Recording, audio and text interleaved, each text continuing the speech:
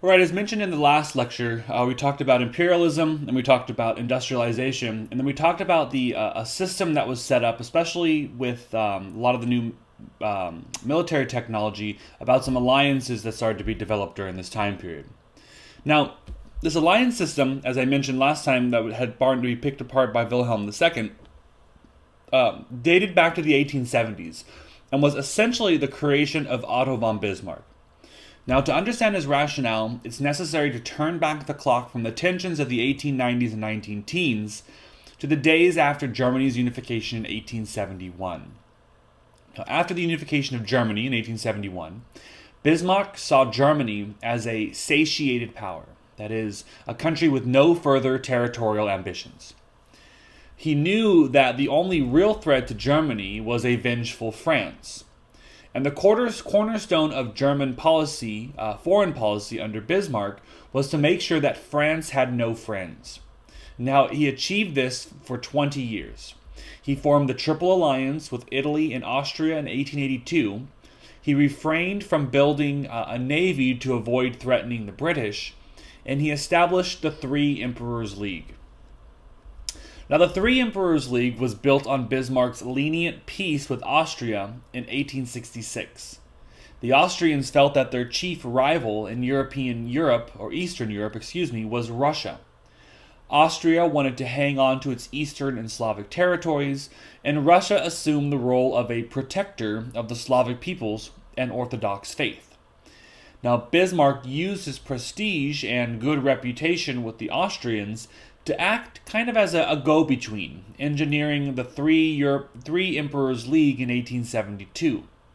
Now, thanks to Bismarck's diplomacy, a series of crises in the Balkans was solved, usually in favor of the Austrians. All right, in comes Kaiser Wilhelm II. He succeeded to the German throne in 1888, and he was a swaggering, impulsive braggart.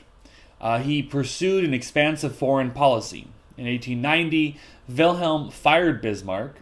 He then launched a tariff war against Russia. And in 1892, he reaffirmed the Triple Alliance with Austria and Italy, but left Russia out in the cold. Now, Russia in the 1890s was just as lonely as France. Wilhelm was not worried by the isolation because France was a revolutionary republic and Russia an absolutist autocracy. How on earth could they ever get along? But in January of 1894, France and Russia swallowed their differences and formed the Defensive Alliance. Now, similarly, Great Britain, feeling the pressure from the naval race and the German economy, began to cast out for alliances as well. In 1902, the British signed an alliance with Japan. In 1904, Britain signed the Entente Cordiale with France, promising mutual assistance if either was attacked. And in 1907, Britain, France, and Russia signed the Triple Entente, enlarging the circle of mutual assistance. Wilhelm had, in essence, engineered a diplomatic revolution. Still, a general European war was not inevitable. These alliances were defensive and would not come into effect unless one country was attacked. But the system ensured that if any country was attacked, all powers would have to join in. All this powder keg needed was a spark. Now, that spark came from the Balkans in the summer of 1914, when Archduke Franz Ferdinand, heir to the Austrian throne, and his wife, Sophie, paid a state visit to Sarajevo, the provincial capital of Bosnia-Herzegovina. Now, Bosnia-Herzegovina and its neighbors, Serbia and Croatia, had long formed an area of tension in the Balkans. For centuries, these lands were ruled by the Ottoman Empire. Bosnia was home to a bewildering array of ethnic and religious groups, in particular Catholic Croats, Sunni Muslims, Slavs, and Orthodox Christian Serbs. Now, during the 19th century, the Bosnian Muslim nobility repeatedly rebelled against the Ottoman Empire when it had tried to enforce more direct control. An 1875 revolt caused an international crisis, leading to the occupation of Bosnia by Austria. Now, this solution was guaranteed to be unpopular. Bosnian Muslims revolted, though they later accommodated themselves to Austrian rule because of its relative tolerance. Catholic Croats were happy to be part of the Austrian-Hungarian Empire, but they wanted to be annexed by the province of Croatia, then administered by Hungary. And Bosnian Serbs were most upset of all. They wanted independence from the Austro-Hungarian Empire, and their dream was to join independent Serbia. Now, Serbia agreed to this last proposition and encouraged Bosnian Serbs to reject Austrian rule and join a greater Serbia. In 1908, Austria-Hungary formally annexed Bosnia-Herzegovina in an attempt to squelch this movement. And in 1911, a group of Serbian ministers and army officers responded by forming a secret terrorist organization known as the Black Hand. Now, Franz Ferdinand's visit to Sarajevo on the 28th of June 1914 was an attempt to diffuse some of this tension.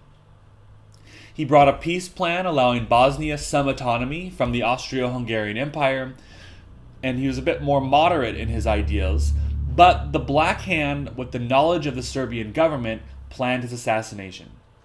And after a failed early morning attempt to kill Franz Ferdinand and Sophie with a bomb, they were gunned down in their touring by a car by an assassin named Gavrilo Princip. Now, the path to war was paved by the assassination of the royal couple. Austria immediately blamed Serbia, and it seemed an easy matter for Austria, with its army of 9 million men, to teach Serbia a lesson. But if Austria attacked Serbia, Russia, as protector of the Slavic peoples, would then attack Austria, with its army of 13 million. On the 2nd of July 1914, Austria consulted its ally Germany. If Wilhelm II had urged restraint, he might have stopped the madness. Instead, abiding by the Triple Alliance and believing that German emperors should stand up against Slavic aggression, he issued the blank check. That is, a pledge to back Austria with the German army of 13 million men and navy of 23 dreadnoughts. Now, the alliance system now triggered a sequence of agreements that plunged all of Europe into war. On the 23rd of July 1914, Austria-Hungary sent an ultimatum to Serbia demanding an Austro-Serbian commission to investigate the murder. Urged by Russia and Britain, Serbia agreed to most of the Austrian demands, but with qualifications. Austria-Hungary deemed the Serbian reply unsatisfactory and declared war on the 28th of July 1914. Russia, rushing to Serbia's defense, mobilized its army against Austria by 29th of July. Germany, in defense of Austria, declared war on Russia on the 1st of August. France, in defense of Russia, informed Germany that it would stand by its alliance. And at this point, Italy should have declared war on Russia and France, and Britain on Germany and Austria, but both hesitated.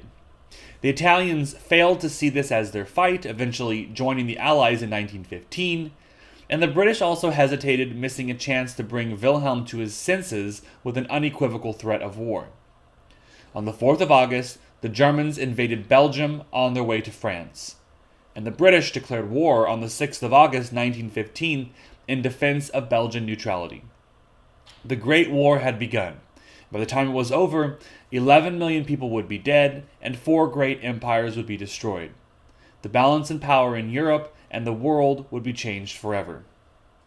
Now, the most remarkable thing about the whole disaster is that people embraced the war enthusiastically in the summer of 1914. Cheering crowds filled the great public and squares of all the capitals of Europe. Thousands of young men cheered on by thousands of young women enlisted. Now, why did the people of Europe embrace the war that would destroy so many of them and so much of their civilization? Many people seem to have felt relief that the rivalries of the past century would finally be settled. And thanks to the embrace of nationalism, each member of each of those cheering crowds was convinced that his or her nation, culture, and form of government was superior to, yet under attack from, all the others. Now, neither the government, ministers, nor the generals, nor their respective peoples had any idea what a modern 20th century war would be like. The last general European war had ended in 1815. Now, what people remembered about it was the splendid uniforms and dashing cavalry charges. The only men with war experience had fought in colonial wars in which the enemy had no access to European technology. Now, finally, many Europeans thought that the war would be a noble, uplifting endeavor, distracting them from internal social strife and curing their turn of the century malaise.